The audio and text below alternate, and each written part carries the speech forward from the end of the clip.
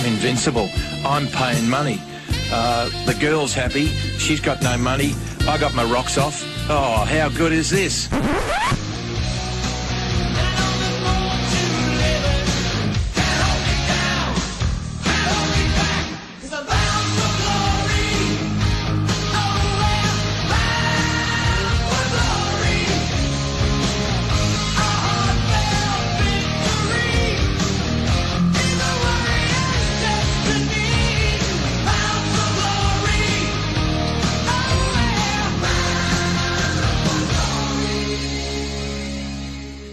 How good is this? Welcome to Bound for Glory, the final episode of the year. We've got a lot to talk about today. First, introducing everyone, I'm Matt Joyce, joined by Peter Williams. Yep. Ethan Meldrum. Ben Kazubi. And Damon Jackman. Oh, sorry, Peter. I kind of stole your thunder there.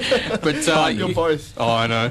But, yeah, it was a very interesting week. We had the National Combine on over the week, so really firming up the prospects of a bunch of draftees. So we're going to be talking about, the free agency period and all that, maybe, see who will be taken at what sort of pick. Any sort of insight, Heath?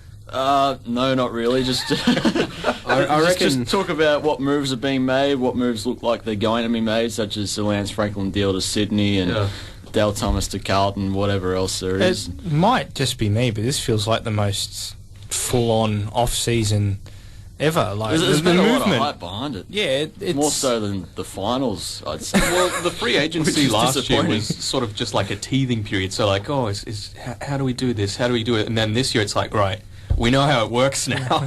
Let's Gimme. Yeah, exactly.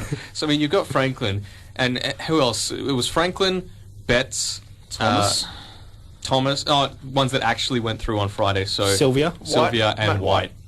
So 4 on the first day, which is pretty big. I mean, Franklin still needs to be approved by the AFL, and they've got 72 hours to do that. I'm not sure if that works over the weekend or not, but I think they might stall that just because of how 9 complex years. the investigation would have to be and how long the deal is. I mean, 9 years for a player who's going to be 35 by the end of that.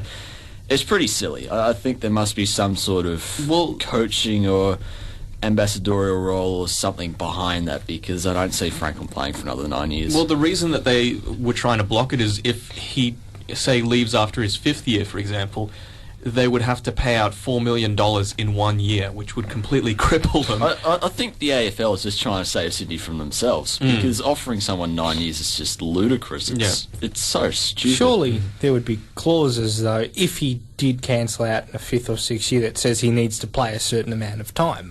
$10 million contract, I would have thought so. Yeah, at least 20, 30 clauses. The document would probably be 10,000 pages. And it's lots of conflicting things. I mean, he came out, I forget where he was at the time, probably AFL House somewhere, and just said, like, look, I hadn't made my mind up until after the grand final. That's a load of crap, buddy. Come on. Last-minute decision, yes. Last Sure minute thing. decision. At half-time, just having a drink. And when Liam Pickering was saying, look, this has been in the works since about round 6 or 8, which, clearly it's not a last-minute decision. That's where he wanted to go the whole time. Do you believe that, because they're saying that Buddy and his manager approached Sydney, do you think that's the case? I think it's been planned by Sydney for a long time. I don't think it's the reverse. I mean, he would have been exploring his option, no doubt, but I think he would have wanted to go to a Sydney club. I think he would have been in talks with GWS, and then Sydney would have swooped in and say, hey, we've got this cost of living allowance. like he did with Tippett. Yeah, so do you want to come work with us? And it was like, oh, crap, I can still win a premiership. So, which I'll be very surprised if Sydney don't give it a really good shake next year, because, that's going to be hard to beat. Well, just looking at their forward line, it's ridiculously good. Like, even like McGlynn or someone like that as your 5th or 6th forward, that's ridiculous. I mean, who have they got? They got Franklin, Tippett, Reid. Well, depending on whether he stays or goes. I mean, Goods. Or if there's room for him. There's Goods, there's McGlynn, there's probably Rowan and Jetta rotating. Luke Parker plays a lot for him. O'Keefe as well. O'Keefe. Mike Pike rests forward. He'll probably swap with Tippett whenever he doesn't ruck. Jed Lamb plays forward as well. Jed Lamb plays forward. Tom Mitchell plays forward. That's crazy, isn't it? Yeah. And Jared McVeigh kicked 2 goals a game when he was playing as an attacking midfielder as well. So, it's potent, isn't it? I mean, we often say that Sydney are a very good defensive side, but now they've got all these forwards that are actually capable of kicking goals, and Looming is probably the big threat for next year. Definitely, they're my early tip for the flag. I know going out on a limb there, but speaking of other things other than Franklin, Eddie Betts, your boy Damon, thoughts on him leaving for 4 years for $2 million, I believe. Not surprising. I probably would have picked it. I mean, when rumours was swirling around about it throughout the season, I thought, the money was too good for him to refuse. I mean, he is from Adelaide as well, so going home to his home state is a bit of a lure there.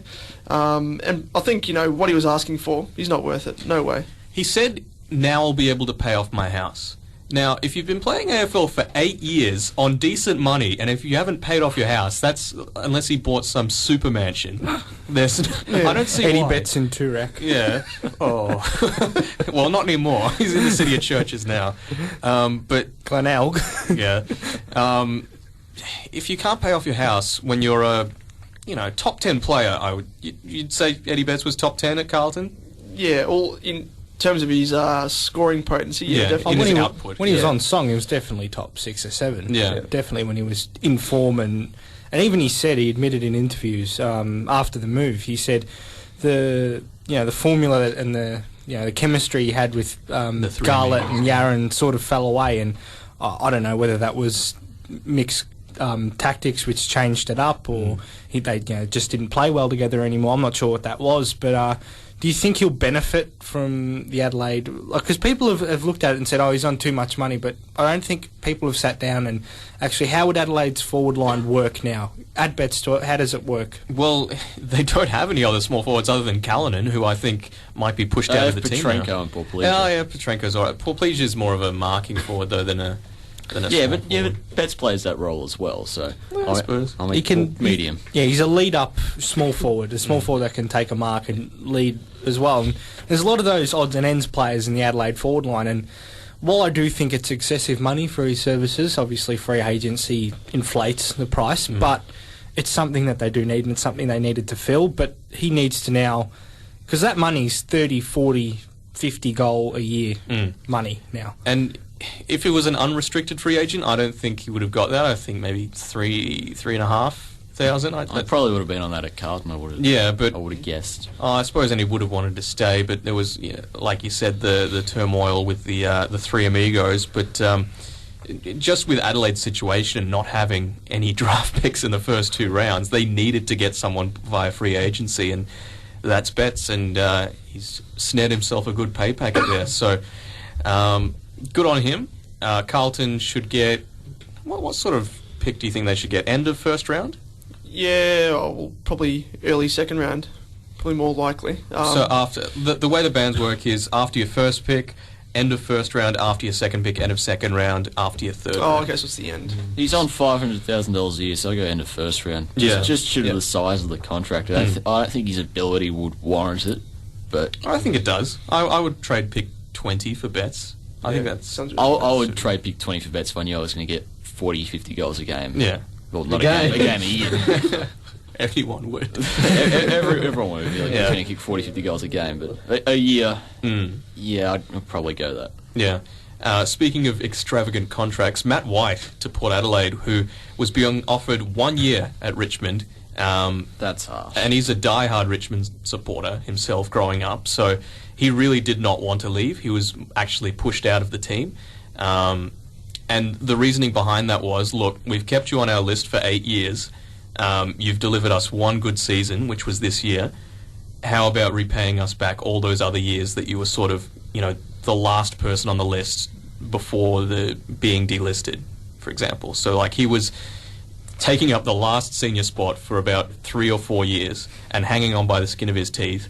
And we were saying, how about the loyalty of staying with us for this 1 year? If you prove it again, then we'll give you 2 years.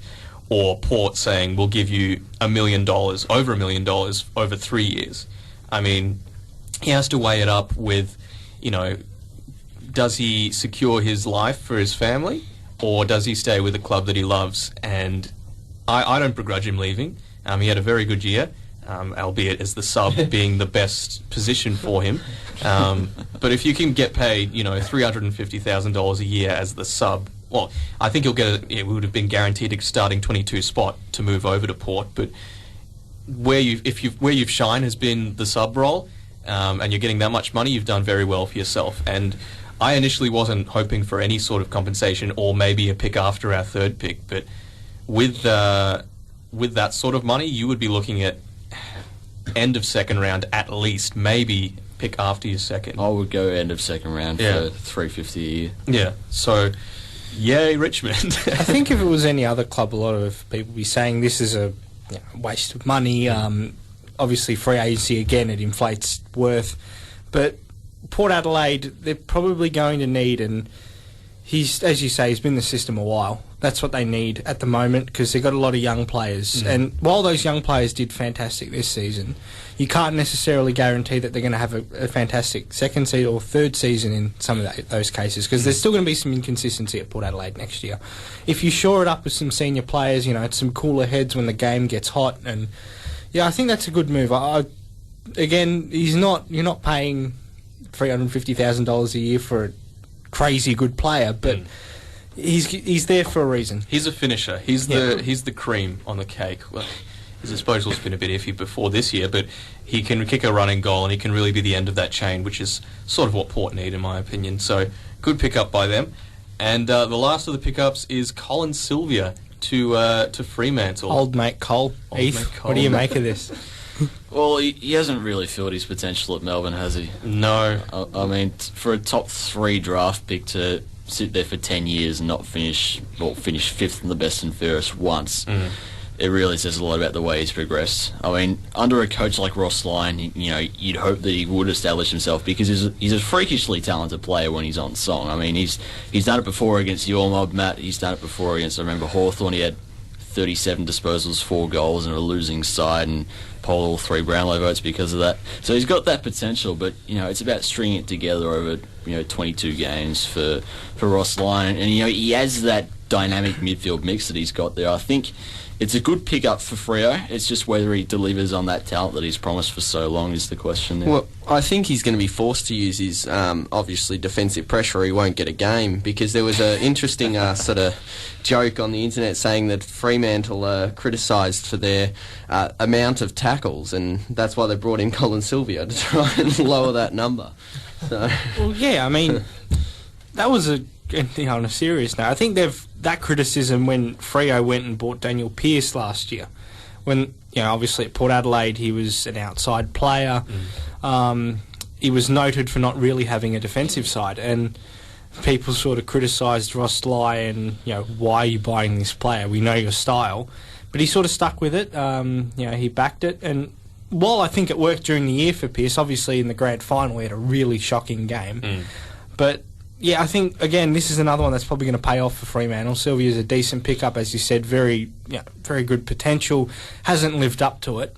Maybe in the twilight of his career he can show something and, sort of give worth to a career in which he hasn't really taken it with 2 hands. He's been stuck in an incredibly poor side.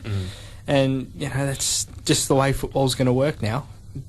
Was it reported anywhere how much he was actually getting?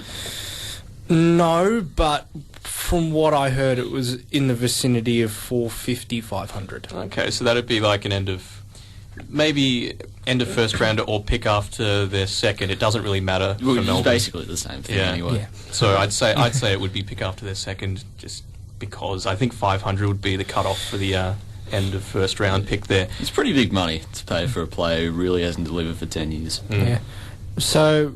Of the deals that haven't gone through yet, obviously there's Dale Thomas to Carlton, there's Lance Franklin to Sydney, who obviously is going to be looked over by the AFL, but Del Sano to North Melbourne, obviously there are issues trying to get that across. So, with that, and he supposedly activated this clause in his contract, is he a free agent or do you have to trade for him? To be honest, I'm not sure yet, because we're not sure if he's activated this clause. But if he has activated this clause, the asking price will be in the vicinity of $550,000 to $600,000 a year. North, by all reports, I think 3 years. I think they're going to offer. They haven't tabled an offer yet, but the offer will be 3 years, from what I've gathered. But from what I've heard at North Melbourne, they keep saying, none of our players are on more than $600,000 a year. They're not, and I'm assuming that's Swallow? I don't even think Swallow. I think that's Wells. Wells. So if you're paying Del Santo more than you're paying your captain and Zeeble, who are your young up-and-coming players, that's a bit of a problem, in my opinion. I'm not sure it's a problem. I think a lot of the players understand that Swallow, he signed a 3-year contract and he's out next year. So obviously his pay grade will go up again. So at the moment, Del Santo will be earning more than him. When he comes out of contract, and obviously you'll think he'd re-sign, he'd be on more money than Del Santo. Zeeble signed a deal at the start of the year until the end of 2016. So, and we're talking about players who are 22-ish. Even Daniel Wells, he didn't show anything for 8-9 years. And then he's finally shown something, and then he's finally got the money he's deserved. So I think with the cap room North Melbourne have, you've got a lot of footballers who have signed deals at 2021, and they're obviously not worth the money at 2021. They're going to come out over the next few years, and there's a lot of players out next year. Cunnington's one of them. He'll probably move into that pay grade around Del Santo, you'd think.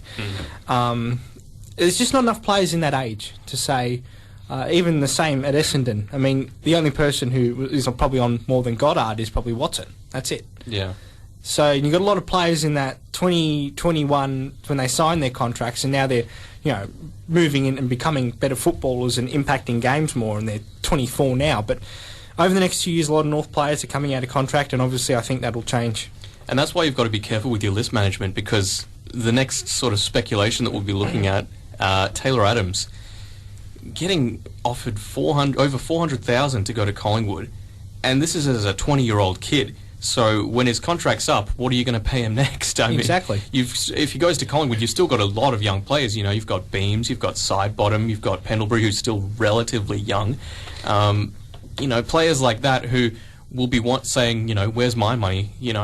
And Adams will say, well, I've given you, I'm thinking it's 3 years, I've given you 3 good years, I want a pay rise now. So as a 20-year-old who's earning 400,000 plus, who will want more at 23, do you think they can afford that for a player who is, I'd say he's very good, he's not excellent? I'd back Collingwood to negotiate. I would back the others. Who are the other suitors?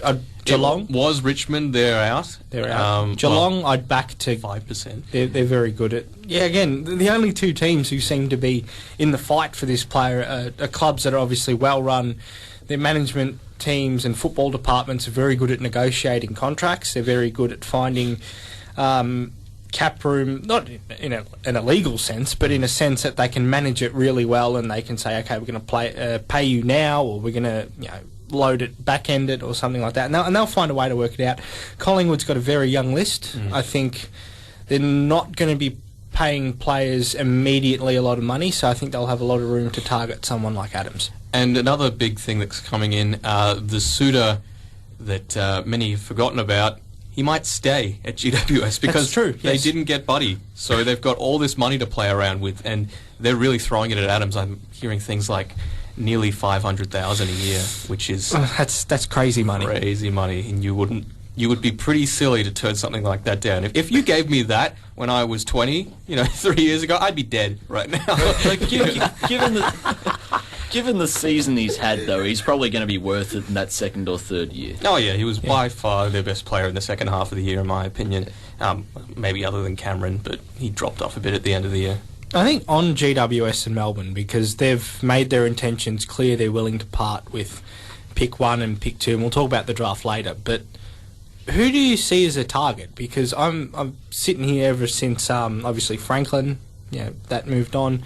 I can't see who's going to be lured, which sort of club is going to give away a really good footballer for one of these picks. I'm struggling to see how this is going to work. With GWS not getting Franklin, I think they'd be stupid not to take Boyd now, because you need to shore up your forward line, and he's a one-of-a-kind talent.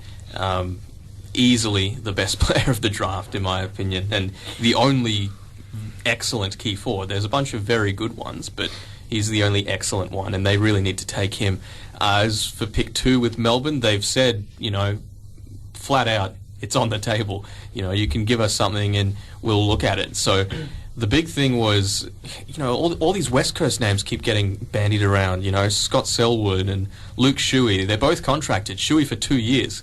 So it'd be very shocking to see one of them leave, especially since West Coast's biggest problem is midfielders. Yeah. So you'd struggle to see what sort of player they would give up. Brisbane wouldn't want to give up anyone else because they've lost a bunch of players already. So, I mean, who else is there that really has a lot of midfielders? And this is what I've sort of think how this deal's going to be done, because I can't see a club obviously giving up those sort of players, especially like a Brisbane or a West Coast where their issues are there. And obviously their sort of players would be the candidate, another state, homesickness, that whole nonsense that gets thrown around this time of year. Do you think a club is going to offer a good player, not a star player, a good player, and maybe their first round pick, and like a downgrade for Melbourne, for example? Yeah, because I can't see him a superstar being moved. That was my opinion. But it's a very big footy issue, I know, but I can't see a star player being lured. I honestly think Melbourne should keep their pick and take James Age because he's very good mates with Jimmy Toumpas, who's at Melbourne at the moment. So, that sort of thing will help keep two of their young stars together. And that'll be very good as well. Just quickly before we go to a break, we got an SMS in. Do you want to read it out, Damon? Someone's texted in asking, saying, Fev just got declared bankrupt, so financial brilliance does not always go with AFL players. That's true. I've heard that, depression and gambling, I think, is the big thing that really... It's as big as a problem as, illicit drugs and that sort of thing for the AFL, and that's straight from a club you're official. right. I mean, when you've got players who've got a lot of, it's spare income, obviously it's going to go somewhere. Yeah, I don't think there's enough financial planning done at AFL level, at under-18 level, and as well as AFL level, because a lot of players just sits there and they don't invest it and they spend it straight away because, it's all there. You're like, I've got $500,000, I'll just, buy stuff, things. So speaking of texting in, be sure to text in 0427 767 767 or online at sin.org.au. But we'll be back after these messages.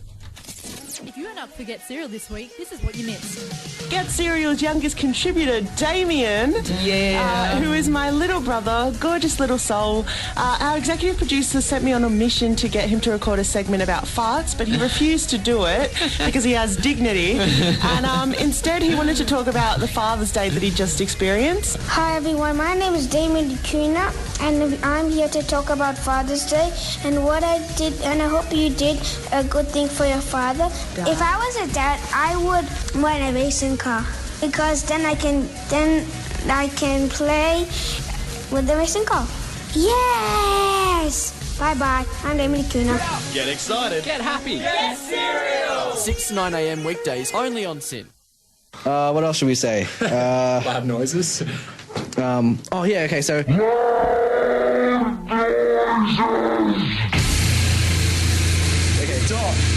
Yeah, I'll do yours. I'll say yours. Because I'll get confused. Unless we go... We'll do ourselves. Loud noises with Dom and Claude. Thursday nights at 10 on Sin. I think I'll put it... I'll edit it together. Sin's international feature album of the week, Bill Callahan, Dream River. Sometimes you sleep while I take us home. That's when I know. Previously releasing music under the moniker Smog, singer-songwriter Bill Callahan releases his latest album. Dream River is a rustic and soulful folk record. Like a widow with a rosary. Listen to the international feature album, Bill Callahan, Dream River, all this week on Sin.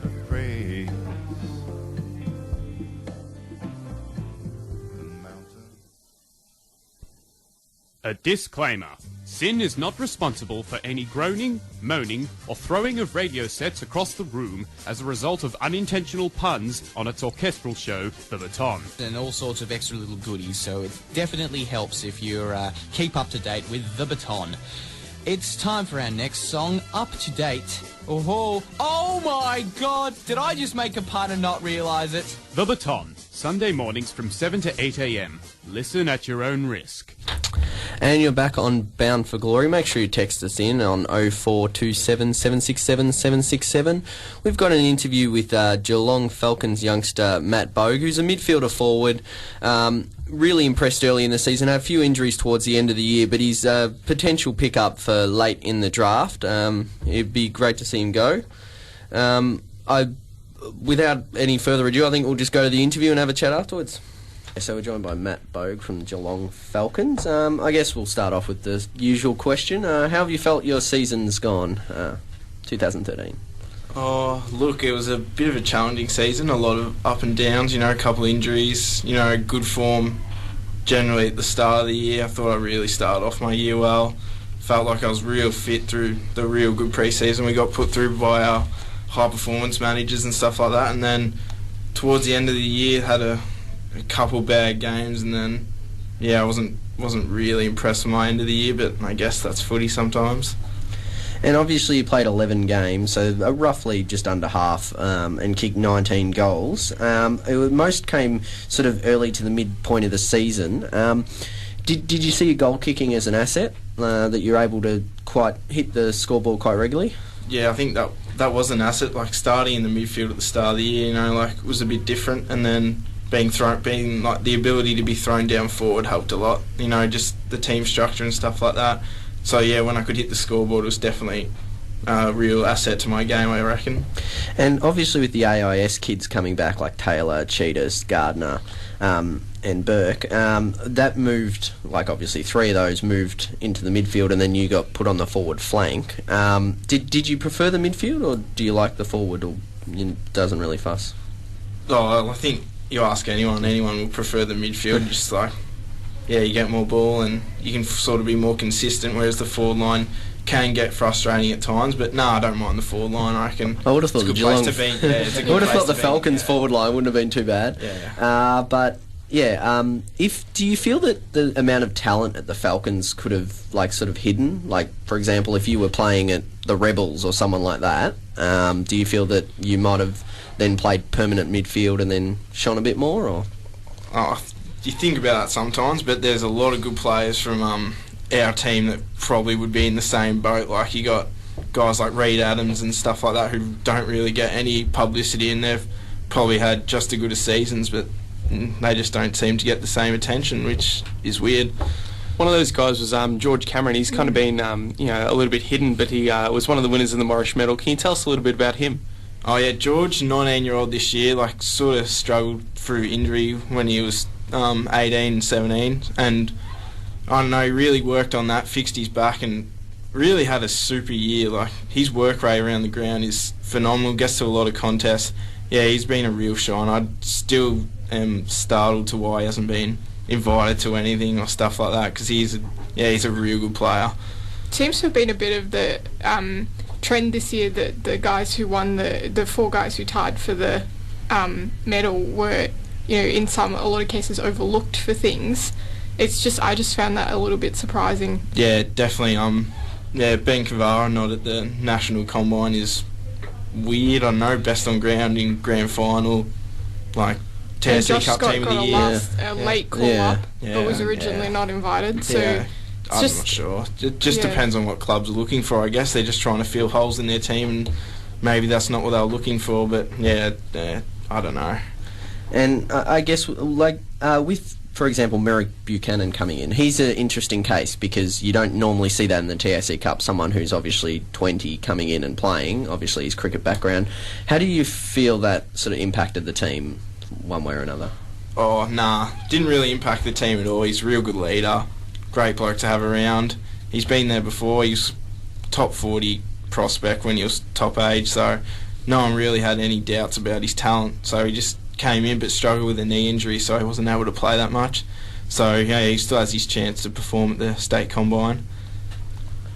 James Cheetahs is a guy who's kind of been not forgotten about, but in terms of first round contention, people are kind of not counting him in. He ran 9.54 in the 3 kilometre time trial, and he just racks up the ball. Can you tell us a little bit about him, and why is he not being considered so highly? Oh, I guess he's not the most talented probably in the draft, but by God, he's got the most drive I've ever seen out of any person. He pushes himself to the limit. He works so hard.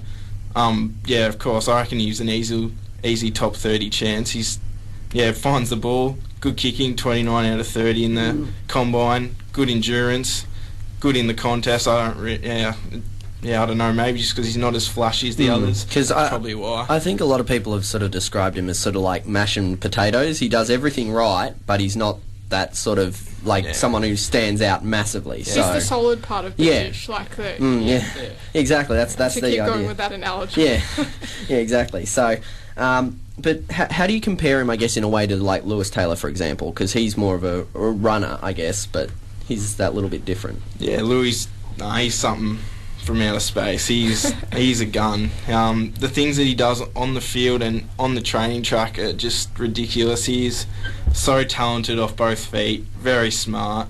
The ability to create space is like Pendlebury. He's just a freak. His lateral speed and his core strength, he's actually very hard to tackle. No one can tackle him at training. It frustrates everyone. It must be even harder given he's only 173. Yeah. So. It's terrible. It was a shame he didn't test at the combine. I'm sure there would have been a lot of people looking to see, especially in the agility and the beep test and things like that, how he would have gone. Yeah, he would have been very good at that. I reckon he's tested at AIS before, so he won't have it. The clubs won't have any problems with accessing his data to see what he's like in those tests. I presume he's pretty good at it though. And obviously missing him as well as a couple of others from the finals, including yourself. Do you think that really hurt towards particularly against Eastern, who have such a strong midfield as well? Yeah, definitely. Well, we maybe lacked a bit of polish on that day where we could have really used guys like Louis Taylor and Darcy Lang, who got injured in the national championships, both very good players, and I'm sure they would have made a huge difference to the game if they had played. Yeah, definitely. And I guess, what are your interests outside of football? Like anything like career-wise? No, just go to uni, I reckon, and just continue to play footy. I'm not gonna. That's clearly my main passion. Love my footy and just keep going on with it. Hopefully get down to VFL club and see how I go there, I guess. So you're also going down the VFL track, not the overage track? No. They've already sorted out the overage track for next year, and that's been settled and done. So yeah, I've had a couple VFL clubs, so we'll see how we go there. Who are the guys who are going to be overages next year? Do you know? There's around 5 or 6 they're looking at. There's going to be Scott. There's a couple depending on if they get drafted. Yeah, they might get drafted. I almost wouldn't want to be signing up just in case. They'll only be invited back if they get drafted, so it's sort of planned on if they don't or if they don't. But there's a couple like guys who have been missing from school footy who probably won't have those commitments next year, like Scott Dixon, Aaron Christensen, Doug Bond, Tom Battarillo, pretty much all the school kids that haven't had the same opportunity as people who don't go to private schools to play again next year. I'm surprised Aaron Christensen though, because he's been invited to draft combine. Yeah, if he doesn't get drafted. Yeah, which is surprising given that means at least 5 clubs are interested. Yeah, so, but in a way, obviously you at least got to trial for Vic Country. Would have been nice to play, but did you see anyone that sort of stood out from the Falcons that you weren't expecting aside from the top ones? Oh, tough question. At the start of the year, probably wouldn't have thought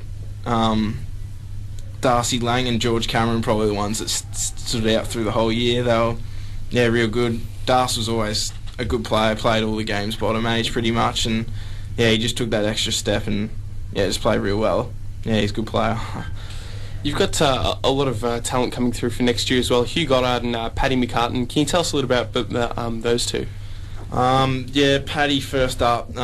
He's something. He's strong, quick. He's real quick for his height. You'd be surprised. He's very quick off 20 metres. Doesn't drop a mark. Kicks straight, and no defender will be able to stop him next year. Hugh Goddard, very, very versatile. Good agility. Real good on the ground and in the air. Can play back or forward. Good kick, and they're both going to be top 10 next year. So good players.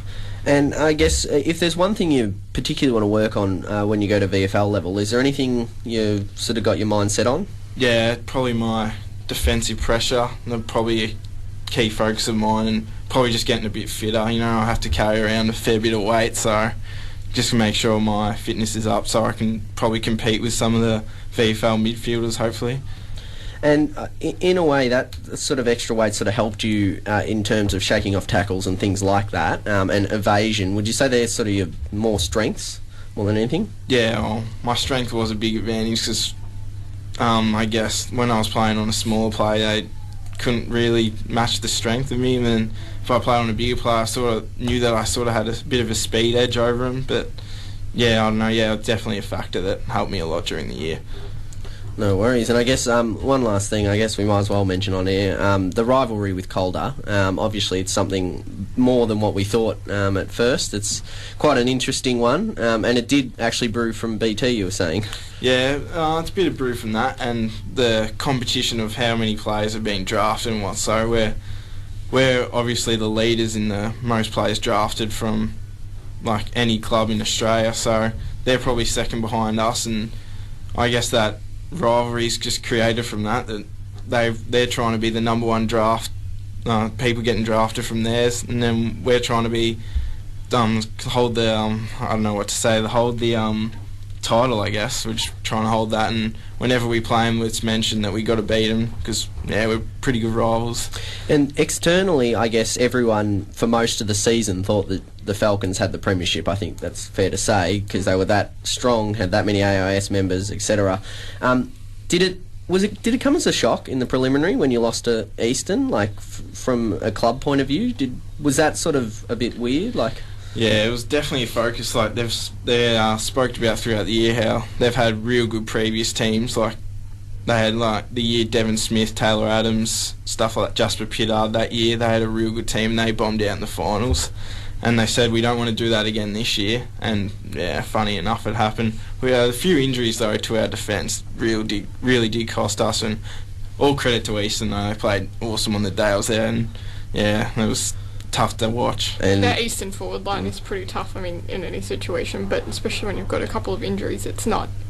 It's pretty Christian tough. Petrarca got hold of them, like. And they didn't really have a matchup for him because obviously the tall guys couldn't quite go with him, and the short guys probably weren't strong enough. Yeah, he's a unique talent. Yeah, he's real good. No worries. Well, thanks very much. Cheers for joining us, mate. It's all good. Cheers. Thanks for that. No worries. Thank you. And that was Matt Boag talking to us about his draft hopes, the Geelong Falcons, I guess what they'd call a disappointing season, and everything that he thought about his teammates, such as Lewis Taylor and James Cheetah. So with that, we'll go to some SYN messages. Hello there everybody, Thomas here, also known to you as TMG Unit 2.0. I'll be playing you a lot of classics, including some music that was hugely popular in different time zones and what is probably huge in alternative universes. All you need to do is listen in from 3 PM Mondays for TMG's Upscaler on SYN 90.7 FM, digital radio and streaming online. Cookie! Nick and John are stupid for a living. Tune in Wednesdays at 3 for a look at life's foibles and awkward moments. We've got you covered from public etiquette to workplace fun, all to the backdrop of some of the world's best pop. Stupid for a living, Wednesdays, 3 PM on SYN.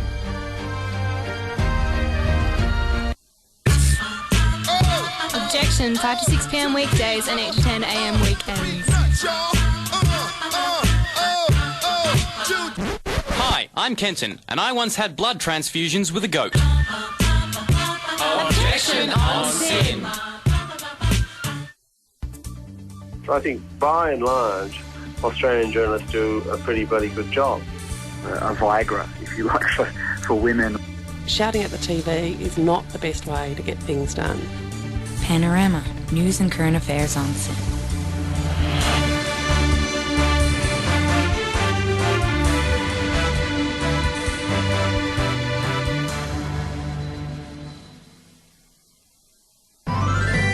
A side quest is an optional section of a video game and is commonly found in role-playing games. It is a smaller mission within a larger storyline and can be used as a means to provide non-linear structures to an otherwise linear plot. As a general rule, the completion of side quests are not essential for the game to be finished, but can bring various benefits to the player characters. Also non-essential but highly awesome is side quests and SYN. So tune in Fridays at 11 PM to hear Side Quest, SYN's home of indie and retro gaming. And we're back on Bad Glory News. Be sure to text in on 0427 767 767, as well as online at sindorog.au. We have a text that came in basically just asking about what sort of trades could be done. One that was suggested was for that pick 2 that we were discussing earlier, the Dale Thomas compensation pick and a player. So Heath Shaw was suggested for Melbourne's pick 2. Now, I'm not sure if Melbourne wants a player like Heath Shaw because he's questionable off-field. His questionable attitude might be a hindrance to Melbourne's young list. What do you think, Heath? Well, when they need midfielders and when they need a culture change, Heath Shaw doesn't address either of those. Yeah, and I would. So I think Melbourne's just going to flat out turn that down. Do you think that's something valid? Yeah, I reckon. I can't see Heath Shaw going to Melbourne, nor he really wanting to, because let's face it, he got frustrated with Collingwood's midfield. If Melbourne, continue their form, I'm sure they're going to get better, but, if it's constantly been pumped in there or, there's some unaccountability, you just imagine what he's going to do there. He'll probably, Texas Chainsaw Massacre or something in that defence. I can't really see him going there, to be honest. Yeah. And just moving on to some draft stuff. So we've got the draft coming up in mid to late November, I believe, and it's really an interesting draft this year because the top 5 are fantastic. Like, they're the best that they've been in years, in my opinion.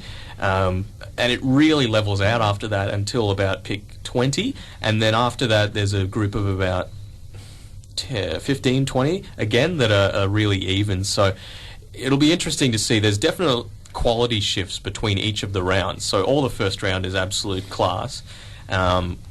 You think we should run through really quickly what we think the picks would be? Pick 1, obviously, Tom Boyd. Yeah, Tom Boyd, I think we've all agreed with that. I think our top 3, at least, all agreed with Tom Boyd, then Aish to Melbourne and Kelly to St Kilda. Is that the way you went with that? Yeah, I agree with that.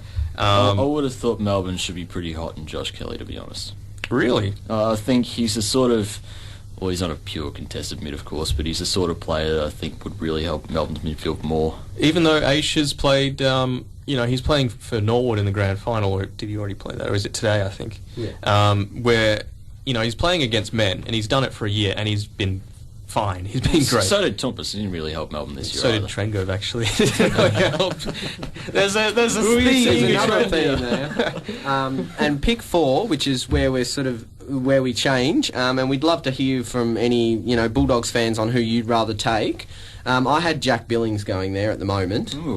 Because I just feel they need the extra forward option, but can see them taking Scharenberg as well. So. Yeah, Scharenberg's my pick because they need an understudy for Bob Murphy, in my opinion. They don't have enough class coming out of defence, and for the 2 or 3 years that Murphy's going to still be in the team, you really need someone to be his protege because they don't have anyone else. Pick 6 seems like it's going to be a Lark medalist, the local boy Dom Sheed. We just skipped Gold Coast. We did skip Gold Coast. Who I have. We Jack had the opposite. Yeah, I had Scharenberg. Yeah. Dom Sheed for mine. Only knock is his speed. Really, he's a little bit slow. He did test quite well in the combine though, even for the beep test because he was really coughing and spluttering. So it seemed like he had the flu or something because he was basically going to vomit halfway through the beep test. Yeah, I also had Dom Sheed there. So. Yeah, he did a very good job. Pick 7, I think you have Ben Lennon there. Yeah, I do, yeah. I think Ben Lennon's, he's a fantastic player. He's been consistent all year, so, yeah, I think he'll go at 7. Yeah, I actually had someone else, but I'm going to change to Ben Lennon myself. Pick 8 is going to be father-son, Luke McDonald to North Melbourne. Get your hands down, Ben. He is an absolute star. Keep them up, one or the other. He's going to be... He was pick 5, in my opinion, on quality. But North, they're paying market value for him, so it's all good. Yeah, I don't think he's going anywhere else. Pick 9, I've got Darcy Gardner, who's by far the best key defender of the draft, who GWS really need with Josh Bruce likely going to St Kilda and them having Tim Moore and not much else other than Lockie Plowman, who's still very raw as their key defender. Oh, and Phil Davis, I suppose, as well, but they're still very light down back, and I think they need Darcy Gardner. How about you? And that's who I had originally. I've sort of changed about 4 times. He'll probably end up being him in the end. The only other one I was thinking at the moment is Nathan Freeman, but again, it depends whether they go for the needs or the best available. So. And then Collingwood are looking very, very likely to have 2 picks after each other, 10 and 11. In my opinion, that's going to be Lewis Taylor and Nathan Freeman. They really need the speed through the midfield. They need midfielders in general. Do you agree, Pete? Yeah. I think if it's 10 and 11, I think those two will be the ones they go for. I think Crouch has slipped off, but I think he'll go not far after that. Next up is Christian Salem for Richmond, in my opinion, who I would love to get as a Tigers man. Does everything great. He's basically the reverse Vlosten. So Vlosten played a lot more off the half-back flank as a junior, and Salem really drifts forward more. So if we could get Vlosten 2.0, I would be very happy. See, on talent and potential, I'd say Salem is a top 5 pick comfortably. So I don't think anyone take it only because the others have more needs, but yeah, I think will be a steal if he drops outside the top 10, which he looks likely to. We'll take him.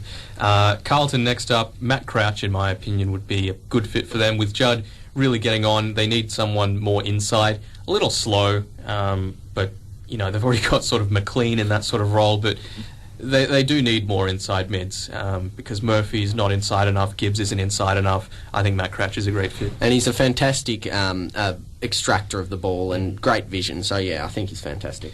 Pick 13, Port Adelaide. I initially had Mitch Harvey here, and I still do really rate him, but his combine was less than flattering, so I've dropped him down a little bit. So I've got Marcus Bontempelli here because he's really what Port need and what they don't have, which is that lead-up forward. Brett Ebert just retired, so you've got Jay Schultz basically as the only big target up forward. So I think as a tall midfielder, as Bontempelli is, I think they could really do with him at Port Adelaide. How about you, Pete? Yeah, I had Bontempelli originally, and then I think I changed it to someone else, Cole Jashny, yeah. Who Damon has nicknamed the Kaleidoscope. Which is very What good. a name. What a name. I think that's someone that Sydney will actually pick up, though. I think Cole Jashny will go to the Swans, just because they've got McVeigh, who's done a very good job there. They've got Reece Shaw, who seems to be permanently injured now. Malcheski, he's getting on. Marty Matner is getting on. So I think someone like Cole Jashny, who's basically Grant Birchall 2.0, will do very well at the Swans. Who do you have sort of going that way? I think I had the opposite. I think Bontempelli I had slipping to the Swans. So I think we're all pretty much around the same. It's just one or two swaps, really. So for Geelong, I've got Blake Acres, who I think he's a WA boy, so you've still got that homesickness that might happen, but I think he's the sort of left field pick that that Stephen Wells would take in the draft, and I think he really suits them. They did that with Jackson Thurlow last year. I don't think he was near contention for a first round, and then all of a sudden he's coming to pick 16 or whatever it was. And they're not shy about taking the WA boys as well, because Mitch Duncan was from WA and he's done a very good job at the Cats, and obviously they've got a great winning culture, so I don't see any reason why a young player would want to leave. What sort of player do you have really fitting Geelong? Yeah, well, I think after the top 15, it's when it starts getting tough. Like, they're the ones that now we've got, everyone around the same. We're agreeing top 15's top 15, but now it starts getting different. So, I think the key forwards, or the more athletic key forwards start coming in, like your McCarthy's, or as you said, your Mitch Harvey's, your Darcy Howrigans, those kind of guys are starting to come in. So I think it's just a raffle from here. Yeah, I've got Cam McCarthy going to Fremantle. He's a local boy, so they would be rapt to take him. Yeah, I had that as well. So. For 17 for Hawthorn, I've got Trent Dumont, who's a bit of a bolter, coming up late in the draft. I think he's done very well in the champs for South Australia, as well as just in general at under 18 level. How about you? Yeah, again, it's sort of interesting. I had Luke Reynolds, I think, popping up, coming up there for Hawthorn anyway. So I just think that he's almost like that Buddy clone in a sense. He's not quite as strong, but he's got that X factor about him. He some games he's a bit quiet, but he can kick 3 to 4 goals a game out of nowhere. And last but not least, Gold Coast have a end of first round compensation pick, which they've activated this year. I'm actually changing again from what I had in my initial draft. I'm going to go with Billy Hartung, who really provides a lot of run. They've got Trent McKenzie in that role, but if you could have Hartung in that role as well, giving more run and carry rather than just a booming kick, I think that would be great for the Suns. Yeah, I think they'll be tossing up between him and also someone, depending on who's left, but possibly a Howrigan and that, given that they may want the extra tall forward. You don't think Darcy's a bit, I won't say one-dimensional, but he seems similar to Tim Membry for me, and one that could really slide down the order just because he's that awkward 190-ish height. And Potentially. I think there's a lot like that, though, and I think of those 190 kind of guys, you've got, Scott and Willsmore and those kind of guys, I think he'd be ahead of them. So I think if they're, like, the other key forwards are already gone, like your McCarthy's and things like that, I think he might be the one to... Yeah, and that about wraps up the first round of the draft there. Be sure to tune in to boundforglorynews.com for draft profiles and all those sorts of things, and we'll have a phantom draft out before the draft as well. But moving on to the quiz with our quizmaster Ethan Meldrum. The Bound for Glory quiz is back for a third time. Hopefully not Pete running away with the lead like he did last week. Once again, hopefully this one's a little bit closer, but I think we'll just get straight into it. Can I get a buzzer? Stop fighting for the mic. Can I get a different buzzer, please? Mine's going to be Conker. I'll accept it. I might dock a point out of irritation later. But Does that? Can I have my buzzer as Zeeble? Yes. I thought it was going to be Yaya Toure. No. Yeah, but the buzzer has to be done within a second, bet. It Zeeble. can't be dragged. Yeah, that's what I'm going to say, bets. All right, fair enough. We'll just jump straight. I'll into be it. Buzz. Multiple choice. Who took the most marks in the AFL Grand Final? Was it Michael Johnson, Josh Buzz. Gibson? Let me finish the question, please. I haven't said anything. Grant Birchall or Brian Buzz. Pete. Brian Ladd. No, incorrect. Conker, Josh Gibson? Incorrect. Zeeble. I forgot the Ben. Michael Johnson? Incorrect. Who's the other I don't even know what the other one was. Who was the other one? Oh, wait. Buzz, the other one. Buzz. A. Option A. No points that one. It was Grant Birchall. Damn it! Oh, that bloke. Yeah, him. Really? It was. He took 11 marks. Question 2. Who had the most tackles in a game this season? Was it Buzz. Nick? Can you let him finish the question, Pete? Stop. Just stop. Nick Lower, Ryan O'Keefe, Matthew Lobe, or Mark Hutchings? Zeeble. Ben. Lobe. Incorrect. Buzz. Lower. Incorrect. Buzz. Hutchings. It was Mark Hutchings. He had 16 in one of the... I was trying to last out to the ball. Try and Bradbury that one again. Question 3. Out of the top 100 players in average disposals this season, how many were from Greater Western Sydney? Buzz. Conker 1. Peter. 3. Incorrect. Zeeble. 4. It was 4. It was Adam Treloar, Callum Ward, Toby Green and Taylor Adams. Question 4. Who currently holds the longest premiership drought in the AFL? Zeeble. Ben. So you don't get to think Bulldogs. after you pick. It was. And question 5. How many years is it? Buzz. Peter. It would be 69 now. Going on Incorrect. 70 next year. Incorrect. 54 to 14. Incorrect. Zeeble. Ben. Oh, 59? 59 to 60. It is 59. My maths. Because Peter isn't very good at maths. Ben's on Just dropping F-bombs on it. It's only close to 11 a.m. on a Sunday morning. Where's the dump button on this? Yeah, I know, Jesus, my finger's hovering over it, Pete. Just circling it. Question 6. Will Minson and Todd Goldstein were runaway leaders in hitouts this year. Who was next best behind them? Zeeble. Ben. Pike. Incorrect. Buzz. Peter. Murrick. Incorrect. Buzz. Damon. Are we naming one player, the next best behind him? Next best player. Who was third? Lindberger. Incorrect. Conker Cox. Incorrect. Who else plays football? Zeeble. Ben. Roughhead. Incorrect. Are we talking averages or totals? Total. Those two combined? Or did you say Goldstein and... It was Goldstein and Minson, who were, by far and away top 2, and then who was third? Conker McAvoy. Incorrect. Buzz Jacobs? It was Sam Jacobs. I was hoping someone would get that because he had so many last year. Question 7, multiple choice. Who had the most goal assists this year? Matthew Stokes, Chris Mayne, Luke Bruce, or Kieran Jack? Zeeble. Ben. Bruce. It was Luke Bruce. He had 31. Question 8. How many goals has Lance Franklin kicked over the past 7 years? Oh, come on. No, it's closest to the pin, so you'll get a guess. Zeeble. Ben. 450. 450, okay. Any other guesses? I'll say You didn't buzz 520. in. 520. Up to you. Fair enough. Buzz 403. And Matt? Conquer 451. Damon was closest. He's at 528. Oh, that's pretty close. Bang! What is this, Damon? I knew it was over 500. Question 9. Where was Dale Thomas named in the 2011 All-Australian team? Conquer half forward flank. Incorrect. Wing? It was the wing. I thought it was. Thanks for that, Matt. I was going to say half forward flank. I'm glad you got it Question first. 10. Which team had the most overall votes in the Brownlow medal this year? Buzz. Damon. Collingwood. Incorrect. Buzz Sydney? It was Sydney. I want 0. God damn. It's usually you are on Damon's 0. position. That's Ben's on 5, Peter on 2. Last Damon week I was on- listening and I was like, damn it, I would get You these. texted and you had 9 points or something. Gary Ablett Jr. has made 7 All-Australian teams in a row. Which 2 players share the overall record? Isn't 7 the record? 7 isn't the record. Oh.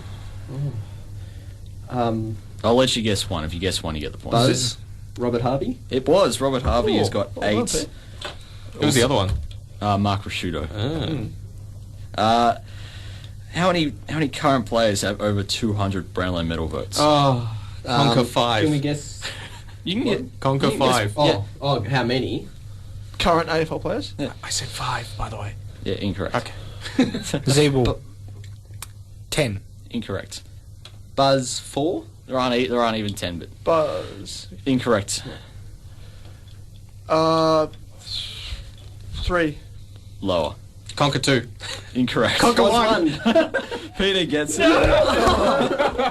Are you on any points? No. No, you are. Can we please have a quick Who score was check? that? Was that Judd? Or Black? Yeah, it was Judd. He's on 2. I thought Black might have been over 200. No, he's on about 180 odd. Oh, really? Damn it. Yeah, Shows how much I just followed the Brownlow with the 10. So Peter and Ben tied on 5, and Damon is on 2. Matt is on 0. Did Matt come in talking himself up today? I was basing it off last week's question. At least I'm not going to come in last, which is good for a change. Oh, you never know. Oh, Jesus. We've only got 3 minutes, so you got to hurry up. Question 13. Who had the most clangers in the grand final? Conquer Nat 5. Incorrect. Buzz Hayden Ballantyne? Incorrect. Damon, you buzzed. Can I Pierce. Incorrect. You can guess how many if you want. You get a point. Buzz 6. Incorrect. Zeeble. Oh. 7. It was 7. Conquer Barlow? It was. Yes, I get a point for that. Come on. Can I at least get one as well? I'm giving you both points for that. Yes! Because I'm such a generous person. You all love me. Question 14, multiple choice. Who had the most free kicks given to them this year? Drew Petrie, Scott Selwood, Paul Puopolo, or Hayden Ballantyne? Buzz Scott Selwood. Incorrect. Buzz. Puopolo. Incorrect. Conquer Zeeble. Petrie. It was. Yes! It was Drew Petrie. Yeah, 44.